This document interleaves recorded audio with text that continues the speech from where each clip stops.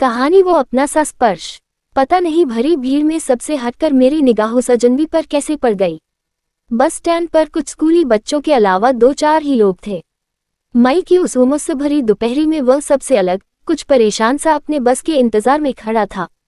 मैंने अजनबी शहर के भीड़ भरे माहौल से चेहरे पर तैरते परेशानी के भाव को छुपाते हुए उस सीधे सादे आदमी को अपना पता दिखाया। जवाब में उसने उस जगह जाने वाली बस का नंबर और नाम बता दिया।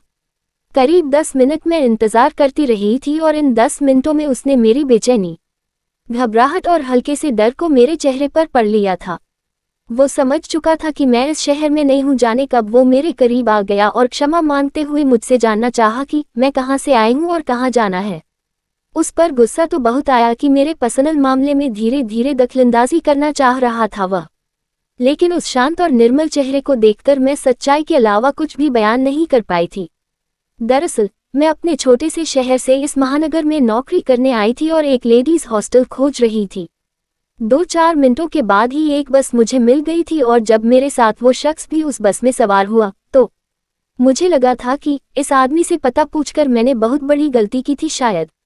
अब तो वो पीछे ही पड़ गया, पर 20 मिनटों के सफ़र में मुझे उसने बताया कि ये एक संयोग ही था कि वो भी मेरी तरह ही एक मकान की खोज में ही निकला है। हालांकि वो इसी शहर का रहने वाला है, पर उसे एक नए मकान की तलाश है और इसी तलाश में वो मेरे इलाके की ओर जा रहा था।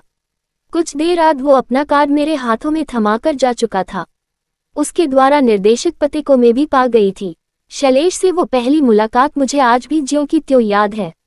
आज बरसों बीत चुके हैं और मैं लेश की पत्नी भी बन चुकी हूँ, लेकिन शैलेश के साथ जुड़ी मेरी कुंवारी यादें आज भी महक रही हैं। जब मैंने अपने पापा से शैलेश को मिलवाया था तो उन्हें विश्वास ही नहीं हुआ कि उनकी चंचल व शरारती बेटी को इतना सीधा सादा और भद्र व्यक्ति कैसे पसंद आ गया।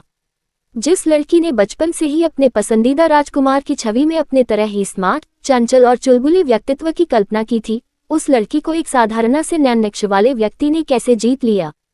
शैलेश से मिलकर पापा भी बेहद खुश हुए थे और उन्हें यकीन हो गया था कि उनकी बेटी शैलेश के साथ वाकई खुश रहेगी। पापा ने जब शैलेश के बारे में जानना चाहा था तो मैं बताते चली गई थी।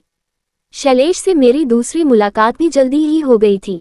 वो मुझसे मिलने मेरे हॉस्टल आया था। उसने भी खुशी से बताया कि उसे एक अच्छा मकान मिल गया था। तब तक मैं भी अपनी नई नौकरी और नए शहर के साथ तालमेल बैठाने की कोशिश में लग चुकी थी। शैलेश के अनुरोध पर उसके नए मकान के सामानों और फर्नीचर वगैरह के विषय में मैं सहायता कर दिया करती थी। मैंने देखा कि शैलेश सीधी सादी चीज़ों में ज़्यादा विश्वास करता था। तब मैं उसे साधारण साज सज्जा से हटकर नए ज़माने के साथ कदम मिलाने की राय देने से नहीं चूकती थी। इस पर वह मुझे महानगर के चकाचौंध वाली दुनिया से सावधान कराने की कोशिश करता। मैं जिंदगी की कड़वाहट और दर्द भरी ओर से दूर एक मौज मस्ती वाली जिंदगी के सपने देखा करती थी। मुझे तलाश थी एक ऐसे हीरो की जो मुझे डिस्को, पार्टी, पिकनिक आदि पर ले जाए, जो खूबसूरत हो।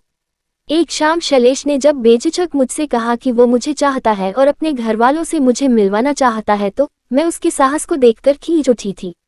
गुस्सा तो इतना आया था कि उस बेढंगे आदमी से कहूं कि क्या ऐसा कहने से पहले उसने खुद को आईने में ठीक से देखा भी है।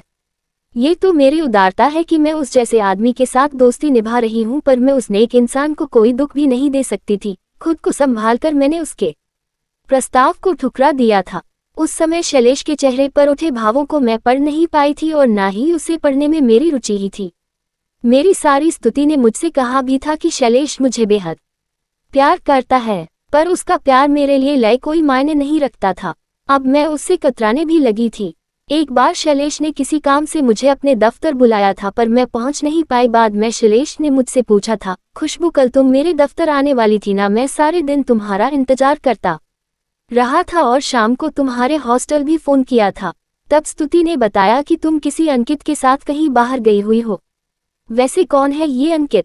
शैलेश के लहजे में एक अधिकार और प्यार की झलक स्पष्ट थी और मैं इससे चिढ़ गई। क्यों? अब क्या कहीं किसी के साथ जाने के लिए भी तुम्हारी अनुमति लेनी पड़ेगी? शैलेश को मेरी इस रुखाई से बुरा तो जरूर लगा था। मुझे लगा था मुझे मनाएगा, लेकिन वो मिट्टी का माधो कुछ न कह सका। वो मेरी समझ से परे था। उसने बस इतना कहा था, तुम इस शहर में नई ही, तुम्हें अभी अपने सही और गलत दोस्तों की पहचान नहीं है। रात गए किसी अजनबी के साथ। शैलेश की पूरी बात सुनने का धैर्य मुझ में नहीं था। मैंने उसे काटते हुए कहा, शैलेश, मैं बच्ची नहीं हूँ। मैं 24 साल की हो गई हूँ और अंकित मेरे ऑफिस का दोस्त है। शैलेश ने मुझे समझाते हुए फिर आगे कहा था, तुम अंकित को ऑफिस के एक दोस्त के रूप में ही तो जानती हो और तुम उस पर इतना विश्वास करने लगी हो कि देर रात डिस्को में उसके साथ बिताओ।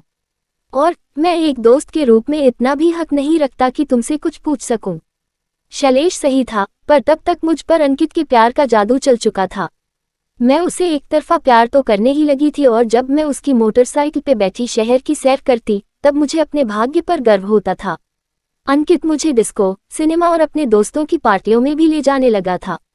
पर दूसरी ओर शैलेश जैसे मुझसे और भी ज्यादा चिपकता जा रहा था। उसके सवाल अब मुझे बिंधने लगे थे। उसके साथ समय बिताना अब मुझे भारी लगने लगा था।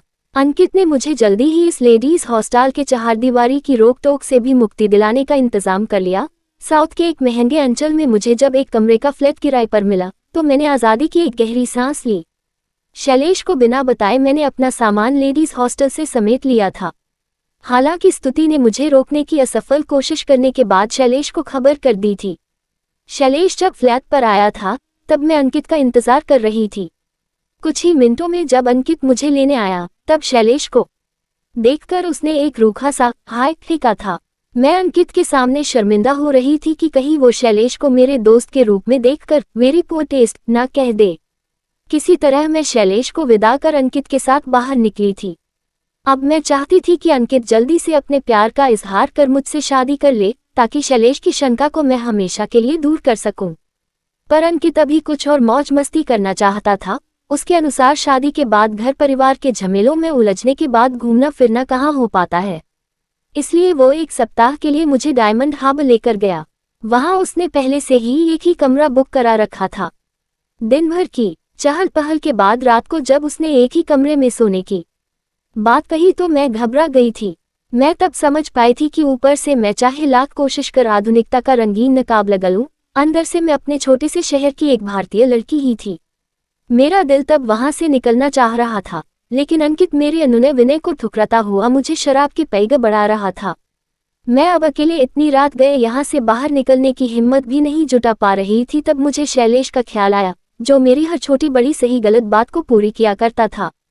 जब अंकित मेरे साथ बदतमीजी पर उतर रहा था तब मुझे एहसास हुआ कि पिछले 2 वर्षों की दोस्ती में शैलेश ने कभी भी मुझे एकांत में छूने की कोशिश नहीं की थी। और जब मैं अंकित से बचकर भाग रही थी तब शैलेश के सहारे की उम्मीद साथ थी। इसके बाद 2 दिनों तक मैं अपने कमरे में कैद रही थी और जब 2 दिनों बाद हॉस्पिटल में मेरी आंखें खुली थी तो शैलेश मेरे करीब था। मैं बिना कुछ कहे रो पड़ी थी और शैलेश शर्मिंदगी के साथ कह रहा था, मुझे माफ करना। मैं अचरज में बोल पड़ी थी, तुम क्यों शर्मिंदा हो? तुम क्यों क्षमा मांग रहे हो? वो इसलिए कि मैं सही समय पर तुम्हें अंकित के साथ जाने से रोक नहीं पाया था, वरना तुम पर ये मुसीबत नहीं आती। खैर, अब मैं तुम्हें अकेले कहीं नहीं जाने दूंगा। शैलेश ने अपनी बाहों में मुझे थाम लिया था और मुझे ये स्पर्श अपना सा लगा था।